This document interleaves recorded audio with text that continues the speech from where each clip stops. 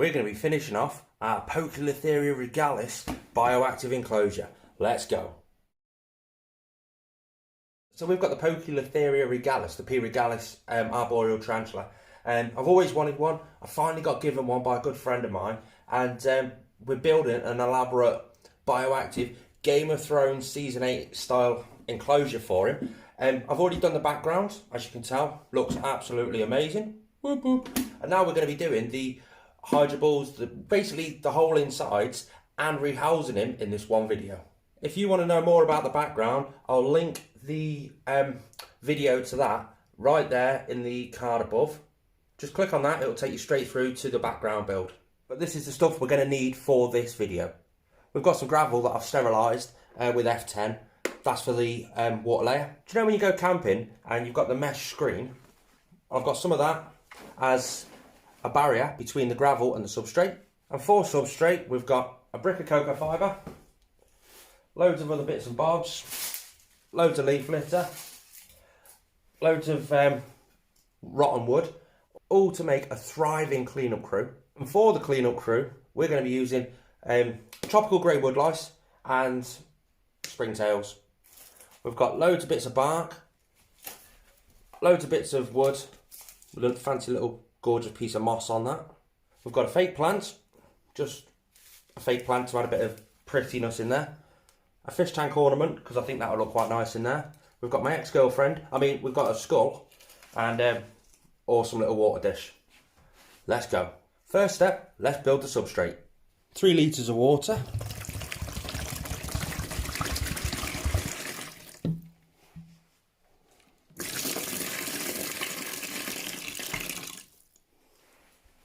And a cocoa brick.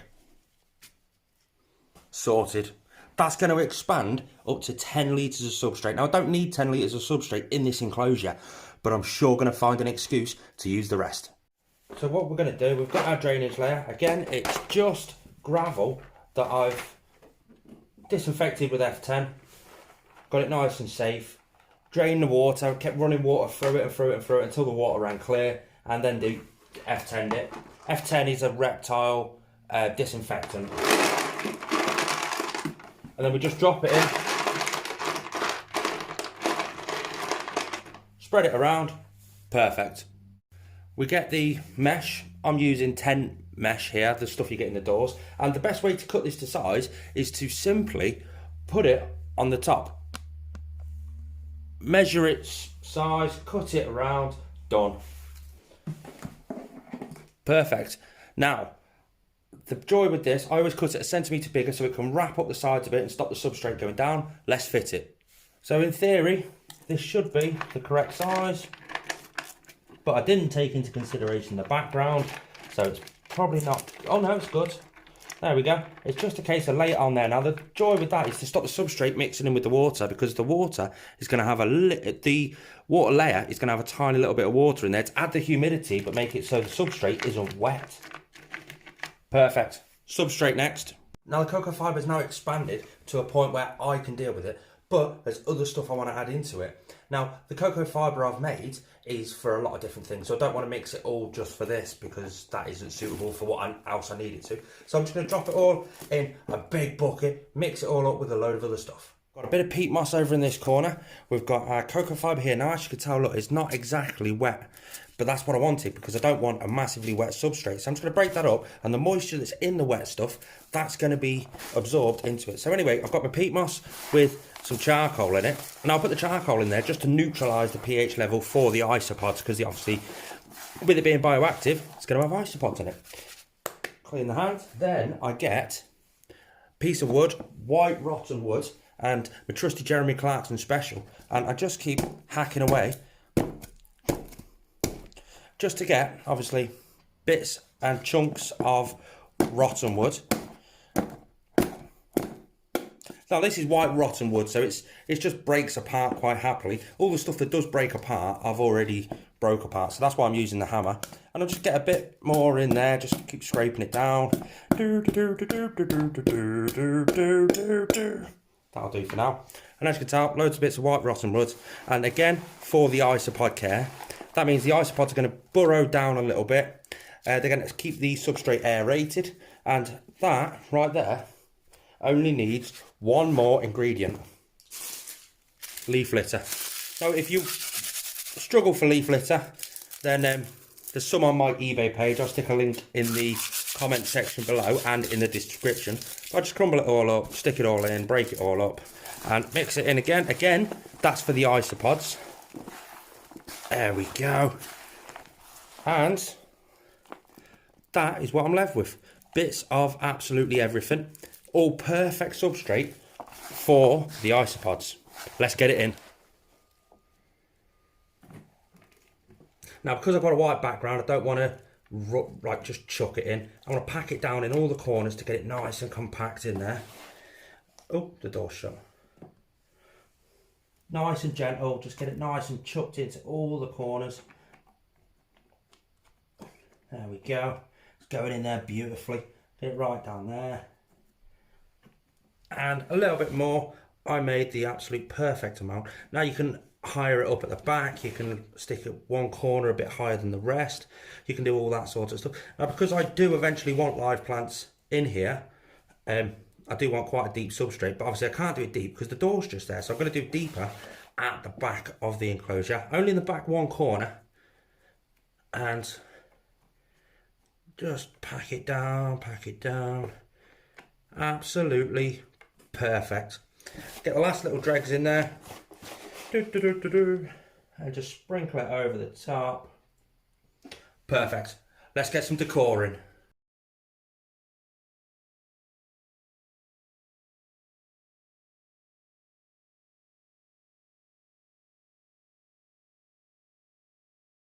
Oh yeah, that's really starting to come together. It's nowhere near complete yet. There's still loads that I want to do to that. I mean, look at that moss on that branch. How absolutely stunning does that look? He's going to look amazing in here.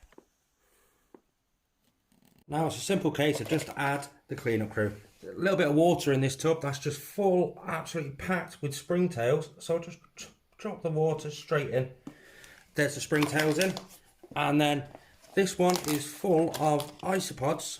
We've got tropical greys, we've got giant orange, and a few other bits and pieces. Not too many because it's not a massive enclosure, but we'll drop that in there as well. This is another reason for the amount of little bits of cover we've got under there. The little bits of bark, the leaf litter, the massively fluffed up substrate, all the little, look at that, there you go, loads and loads of tropical orange isopods. There's not a massive amount, but there's just a perfect amount for this enclosure. If it does get a little bit too overrun, or if the tarantula gets a little bit stressed, I can easily move some of them out quite happily. And the isopods have got absolutely loads of places to hide in there if they want to get away as well. So we'll add the plant in now. I'm thinking this bottom corner just here, simply because I should have added it in first, and I never, because I'm a douchebag. So if I drop it just in there like that, let's see what that looks like. Spread it out. No, actually, you know what? Yeah, that does look quite cool in there. So I'll cover it all back over, get all the substrate around it. And next on the list is the rehousing. Huh. Oh yeah. Now that is starting to really come together nicely. He is going to look stunning. Absolutely stunning. Through the door into the reptile room, I could just walk straight in and bang. Just fill the water bottle up and then let's rehouse him. So here he is, guys. I don't know if you can see him. He's down there. I've got to try and get him from here into there. This should be fun. So here goes nothing, guys. I've got the tarantula, the P.Regalis, and behind this tub up here, I've got a couple of catch cups lying around. I've never rehoused a spider this big before, so this is going to be eventful. I've got my forceps if needed, but I'm just thinking I might just take the lid off and just hopefully he walks in of his own accord. But I don't know how that's going to go, so if I can just crack the lid without actually taking the lid off. Oh God, this is... Oh, it's starting to come. Oh God, I don't want to stress him out. Right, how am I going to do this? Where is he? There he is. Right. So he's at the perfect angle. Oh, there we go. crack the lid without actually taking the lid off. Oh crap. Ah. Come on, it's nearly done. There we go. There we go. Right, so where is he? There he is. The lid is off. And let's... Yeah.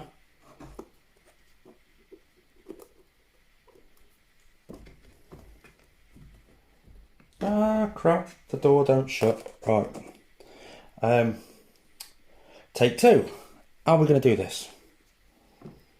If I do it like that, will the... Yes, right. So...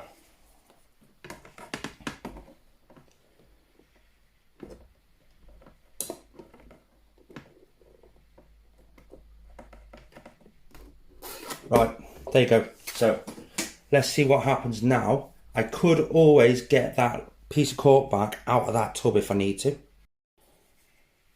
You can see him, he's just in there. You probably can't see him very well on the camera. There you go, you can see him just there. He's still in that tub. So I'm going to try to do it with...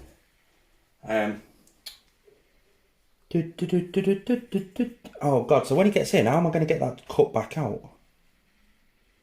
Tell you what, why don't we try it like this? Nope, that ain't going to work. I haven't got a foggiest idea. So he's not moving. I've fashioned a catch cup out of last night's beer pong game. A couple of big holes in the bottom, so I can put my big tweezers through, and hopefully I can grab the piece of cork back that's in there, pull it out, and just sort of go... Doosh. Crap, that means I've got to have my hands in there while he's getting out. Right. I don't know how this is going to go. Wish me luck. There he is, he's in there. I know the light... Oh, there we go, there's a good shot. And I basically want him to come out of there and go for a walk around without me having to intervene. So we're going to be here for a while, so bear with me.